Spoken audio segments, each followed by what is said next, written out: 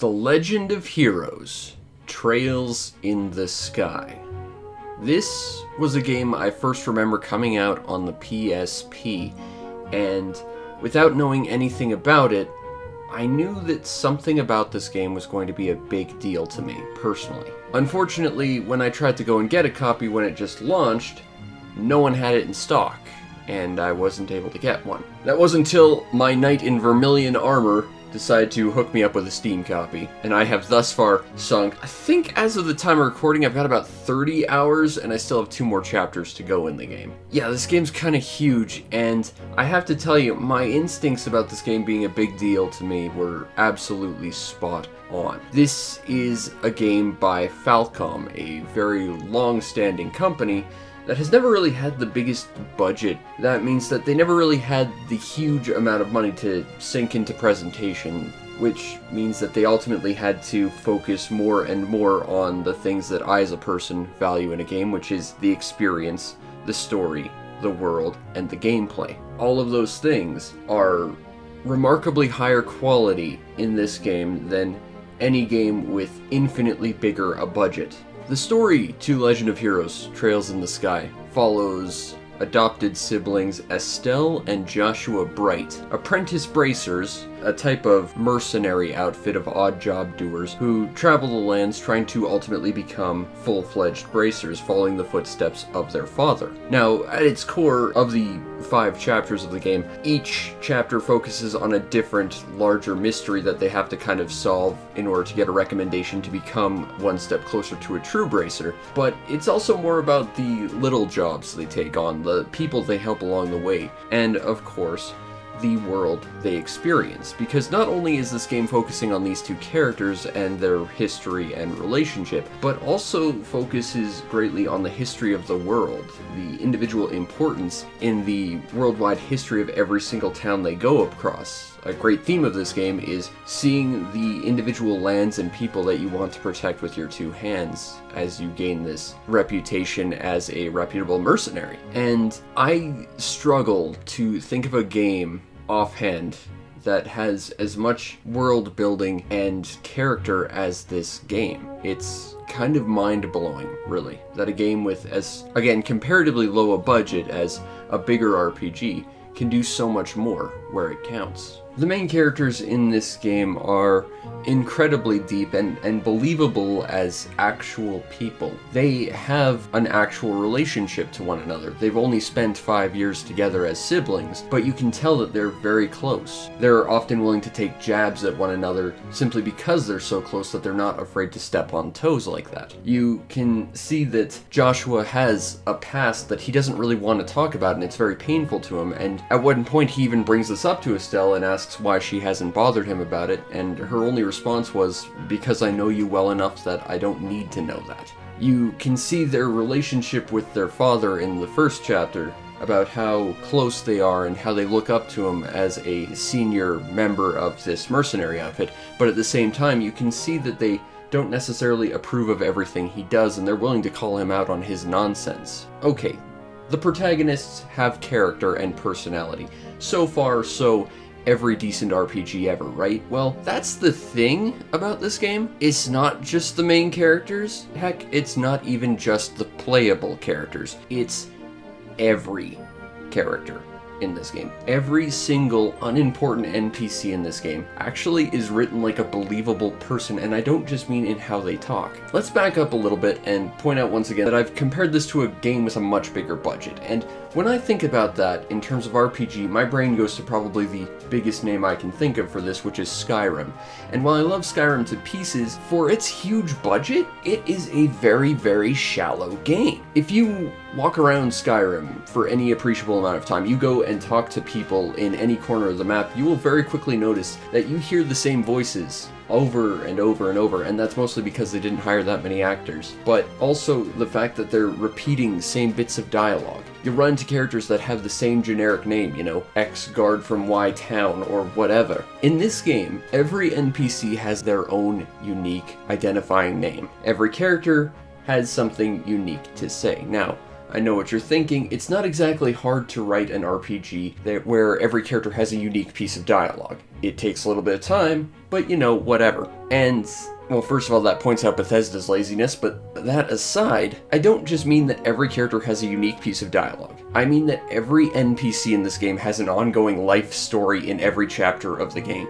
In one very early side quest, you run into this kid who's lost a shiny stone. When you complete the side quest, you learn that he's here with his mom, who's trying to sell some merchandise that isn't selling terribly well out in the boonies. You can go talk to the kid's mom and give her some suggestions, and later on, you can see, through continuity, that she will actually go where you said to, and you can actually meet up with them. And there's lots of side quests where you can actually interact with characters that you've already dealt with before, just later on, and you get like kind of a recap on their life story. Most chapters take place over the course of several days, and every day an NPC's in a different place who says something different, who has an ongoing narrative with what's going on in their life. You only get a small snapshot into everyone's life, as it is sort of like two ships passing in the night, so to speak, but you do end up feeling like each of these characters sort of has their own sense of continuity and their own lives going on beyond, you know, the hero just talked to me, so this is what I'm saying. It feels like every character does have their own life, and that's mind-blowing to me. Even now,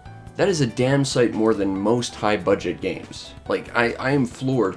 It feels like this tiny little company that, again, comparatively speaking, doesn't have really any budget to work with, somehow managed to hire a individual lore keeper for every single NPC just to keep their stories straight and keeping them all unique. And that's not where the end of the world building goes, because every town you enter, not only do you get a great panning shot of the town to give you an idea of the layout, you also learn a lot about its history as you enter, and through random NPC dialogue. As you go through these areas, once again, your whole mission is to learn about the people and places that you want to protect with your own hands, so you learn a lot more about the history of this world, and the war that went on, and what happened after that, and all the various landmarks and relics of these places, the importances of the church, and the different governing bodies, the ongoing power struggle. Heck, you can even find newspaper articles in every chapter that give you a detailed play-by-play of what's going on, even though it's mostly just telling you what you've already experienced, because, you know, you are the protagonist and it's mostly your story. You know, it's cool to see this stuff. Not only that, but this game has almost a real-world economy sort of thing going on. I'll get more into the nitty-gritty on this in a bit, but this game doesn't have a proper money drop system, which at first I thought would be a huge hindrance. Instead, money only comes from completing quests. However, when you defeat monsters, you get sort of a elemental experience of sorts, which can be used to trade in for gems that will give you customizable magic and stuff. Again, I'll talk about that in a sec. But any place that has commerce, be it an inn or a bar or even just a hot dog stand on the street, you can actually trade this elemental experience for money to actually spend with it. But what's interesting is because there's a different elemental experience for every single element, they actually get traded at different rates that are different depending on where you go. This game has an actual functional thought-out economy in it. How mind-blowing is that? And I'm still not done talking about the world building in this game.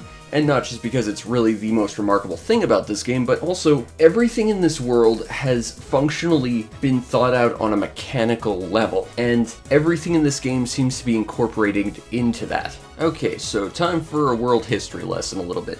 See, this world exists ostensibly during sort of a faux fantasy medieval time, but what's interesting about it is it takes place after what is known as the Orbital Revolution. The idea that, again, in this vaguely medieval world, someone figured out that these gemstones could be interfaced with technology to create basically unlimited power. And once that happened, suddenly this weird medieval world suddenly becomes both medieval and sci-fi at the same time, because suddenly technology is all over the place, insanely futuristic. And everything runs on this technology now. It's unbelievably cool how they've incorporated that. Stuff like lamps on the streets are powered with this very power. Stoves are powered with this power. There are flipping airships, which, yes, I know every fantasy game ever does that, but still, it's all being powered by this stuff. And when you actually go into one of these places, you can even see, like, cables hooked up to the engine, hooked up to all the various stuff to see, like, where power would be routed. It feels like on a mechanical level, someone actually, like, took a moment to figure out how, like, screw by screw this stuff would be built and interfaced with, and that's amazing. And it goes well beyond that, because you remember how I said there was elemental experience? Well, that's actually tied into that, because the elemental experience is little tiny shards of those gemstones, and when you go to make that customizable magic that can be used by your characters, you're fusing that stuff together to create those bigger gemstones that have all that power. You then interface them with a pocket watch, and suddenly your character has all sorts of crazy custom abilities. Heck, even the menu interface as well as the combat UI is all this clockwork nonsense running off this stuff that feels like someone on a very technical level looked at and wanted to say, I want to make something that's a believable mechanical thing. Sure, it's running off of magic energy or whatever, but everything here, if you ignore the exact source of that, works in a believable interaction with one another. And it's just mind-blowing that this game has real people in it, a real economy, real history,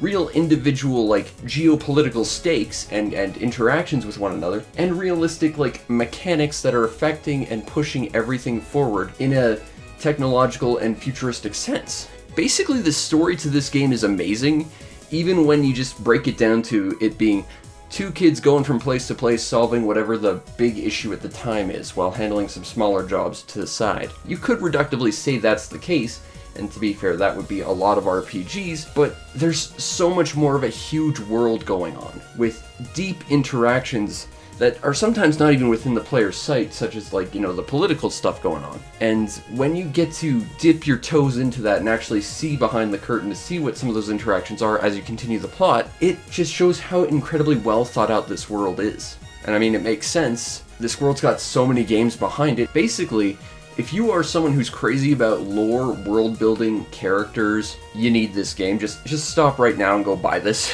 because this is one of the most story and lore rich games I think I've ever found. The gameplay, too, Trails in the Sky, is fairly standard RPG fare. It takes place in two phases. An exploration phase, which takes sort of an isometric perspective. You can rotate the camera to look around, although I did find that when you combine that with encounters in the environment, sometimes it got really disorienting, like there was just a lack of discernible landmarks, and sometimes I ended up going backwards the way I came, which is not the way I was trying to go. Sometimes it gets a little confusing. But in this mode, you can talk to people, you can learn recipes and cook them for yourselves in order to modify your stats and give yourself boosts. You can take quests, find loot in treasure boxes, talk to the treasure boxes after you find them to, you know, have them harass you for stealing their sole possession, as well as go around and advance the plot. In this mode, you can also modify your stats going through equipment, as you'd expect, as well as modify your magic skills by selecting your orbment, your little equipped pocket watch, where you can insert various elemental gems to modify both a passive bonus as well as your active magic. And the cool thing about this is, depending on which combination of different gems you slot into your little pocket watch, you get different skills. They end up sort of interacting with each other to give you a greater magical range. It reminds me a little bit of Golden Sun in the sense that you don't necessarily want to focus on a single element, but stronger, more diverse ones to give you a greater, more powerful range of magic as well. You can also find all sorts of random collectibles in the environment, as well as books you can read, and be careful because some of these are very wildly specifically time gated, and if you miss them, they're gone forever. Yeah, this game has a lot of missable crap, and one of the sets of books you can read actually will unlock the ultimate weapons in the game, so you really want them. And here's a fun story. I missed the one in the prologue my first time playing through. I felt like a real dumbass for that, but I will say it was fun collecting them all over again and reading all the stories, as well as reading the newspapers and hearing about my exploits. Now, once you encounter an enemy on the field, you are dropped into the combat phase of the game. And combat here is fairly standard, but there are some interesting little tricks to it. First thing that struck me was that it was grid-based. It kind of made me think this game was going to take like sort of a strategy RPG turn, except it really doesn't. In fact, the whole grid-based placement of characters seems largely an afterthought. Across the game, you might run into a couple enemies that can do special magic attacks that affect a small area, or you might pick up a character's ability that'll do the same, but largely it just affects if you can melee an enemy this turn. You can pretty much almost entirely forget the whole grid-based system entirely because it really didn't affect much in the long run. What did, however, affect a lot was that turn order in the top left-hand corner. Now, turn orders are nothing strange in RPGs, of course. This is how combat usually works. It's not team-based, but rather individual-based, so you might have one character's movement sandwiched between two enemies. But what makes the turn order particularly interesting is next to your character's pictures, you might find little diagrams. Symbols of hearts, or arrows, or an exclamation mark, or a gem, and those actually indicate something very important. Each one of those indicates a bonus that turn is going to get. It seems to be somewhat random when they happen. There doesn't seem to be any way to control it actively, but each one means something. For example, the arrows next to a picture might indicate that they're going to get an attack boost that turn, be they enemy or ally. A heart will indicate that there's going to be a small health boost. You're going to get a heal that turn, which is pretty cool. The little gemstone means that you get extra elemental experience that turn. That one confuses me a little bit because if an enemy gets it and they attack you, they knock some gems off you, and I'm not sure if that gets removed from your existing pool or that just gets added to the end reward because you took that hit and there was just more added to the reward. I could not figure that one out in depth. But the exclamation mark is the one that's really important because that means that any attack that happens on that turn is guaranteed a critical hit. And that's where things get really interesting. But we'll get back to that in a sec. So, in terms of combat, you have a couple of options. You have your basic attack, you have your arts and crafts. And I'm pretty sure they were named just that for that dumb pun. Arts are your customizable magic that are modified depending on which sort of elemental crystals you inserted into your pocket watch. And depending on how much of an elemental value each gem you inserted has, will give you a different range of different abilities. But they are ostensibly all identical between characters, i.e. if you could equip one character with all the same gems and then do it with the next character, they would have the same abilities. Now everyone's pocket watch is slightly different. Some have slots that can only be occupied by certain colors, others are open slots that you can put whatever you want in. It's interesting to try and work around what characters' limitations there are to see what kind of ultimate moves you can pull off. But that at its core allows you to create a kind of more or less customizable experience. If you want Joshua to be a pure healer, give him a lot of water, or give him a bunch of red gems to give him some firepower. You can customize what sort of combat role and what kind of magic they use based on what you give them, and that's really quite cool, and you can create some fun synergy between those characters. I found one specific boss that pretty much required that as well. You had to get a bunch of time magic to speed everyone up, or else you were going to get nuked. That was a rough fight, but it was optional, so I guess that's fair. The other important chunk of combat are your crafts. And your crafts are basically your character's character-specific special attacks. Everyone gets them, and they're pretty much locked entirely to your character when you get them. Although there are one or two you can get while they level, it's not too common. I think every character maybe gets 2 from leveling. Crafts utilize craft points, which are gained by taking damage or effectively damaging your opponents, and if you can fill up your craft meter to 100%, you can unlock what is known as an S-craft, which is like your super beat the game signature move. And these are what make the turn order expressly so much more interesting. See, S-crafts, in addition to them being super powerful, you can use them whenever. Not just when that character's turn is up, but when their teammates use their attacks, when your opponents are attacking. It is effectively a get-out-of-jail-free card to steal whatever turn is coming up. And I have to tell you, there is nothing more satisfying in this world than seeing a turn that is going to give you guaranteed criticals for any attack that happens that turn, and swiping that turn from an enemy, and utilizing Joshua's S-craft that hits everything.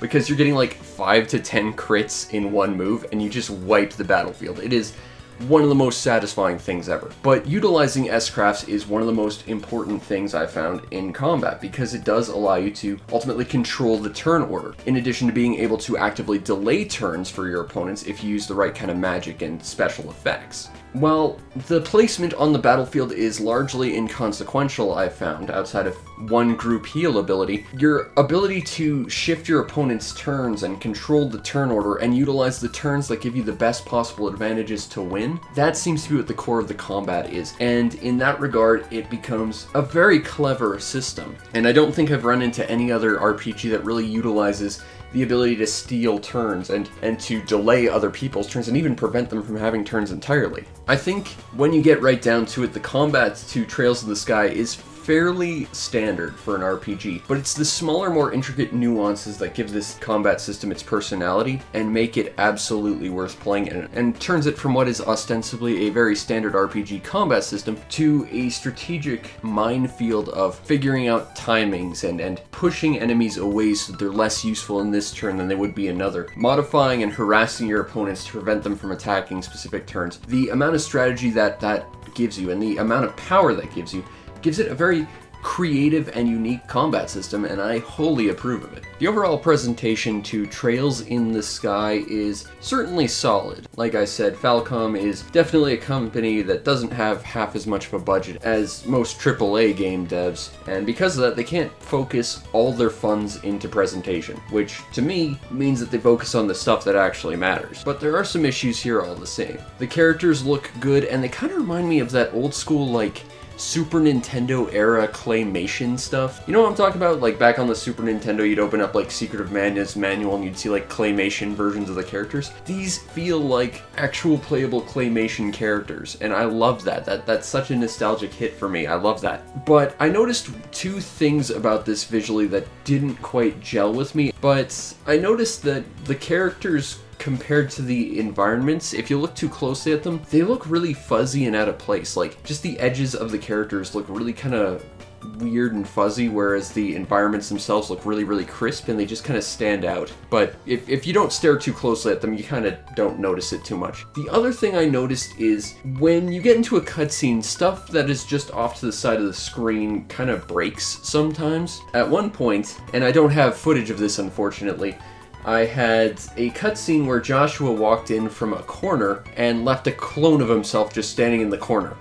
There's just two Joshuas in one cutscene for some reason. One that was actually like center stage being a character, and one that was just parked off to the side. One of our later party members, Olivier, shows up and his sprite was all garbled. He just looked like a total mess for a few seconds. And it really just seemed like there were some visual bugs with stuff that happened like directly off screen, or what probably shouldn't be the focus of what the original aspect ratio would have shown, I think. Which is why I'm inclined to say it's probably an upscaling issue more than anything else, but aside from a couple of those, there wasn't too many issues, and otherwise, you know, the environments look crisp, and the characters, they look like claymation, and that makes me happy. And I kind of love the chibi renditions of the hand-drawn characters that you get to see for, like, the talking heads. It's a great contrast that gives it a certain sense of flair and personality, and I love that. Audio-wise, the soundtrack is definitely, in terms of presentation, the high point. It does have a lot of sort of generic fantasy music, but it's all really well produced, and when this soundtrack starts going, it goes hard. The combat theme is lounge jazz.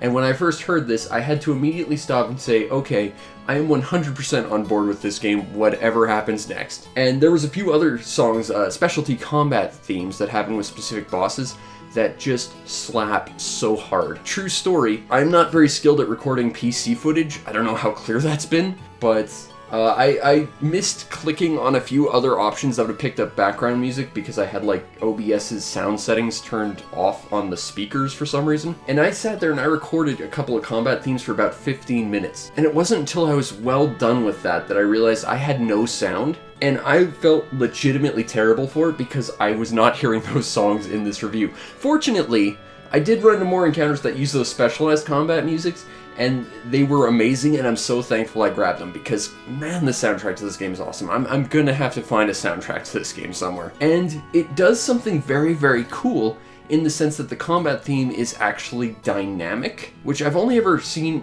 in Skies of Arcadia. But when your team's collective HP pool drops below half, it actually drops into like a dire theme song rendition that just ramps up the stakes to make you feel the pressure. That is such an awesome feature right there. That is just encapsulating the mood perfectly in the music. The soundtrack to Trails in the Sky is awesome.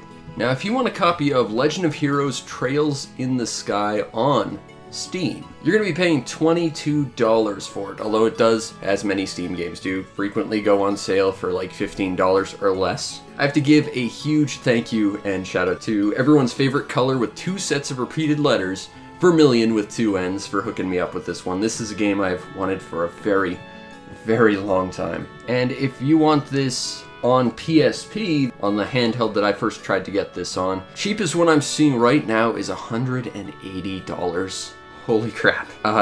Yeah, maybe get the Steam version, is the short version of this story, I guess. But the nice thing is that per volume of how much content you get for $22, that is an unbelievable amount of stuff to do. I've heard constantly that this game is like 80 hours to complete, and I'm guessing that's from people who try and 100% it and don't realize that there's a speed up button that will make you feel like a god of time, and it's totally awesome when you want to go through stuff you've already experienced. But I believe it. 80 hours for this game, easy. I felt like I was being pretty thorough, and I think I ended up with about 50 by the end of my first playthrough. This game gives you so much to do for an asking price that is comparatively so little compared to what other games out there will ask you for. And, you know, I think that's kind of the way to think about this. I think Trails in the Sky is, and I guess by extension the greater series, I'll have to play more to find out, but I think that the Legend of Heroes series, it is the Anti-Skyrim.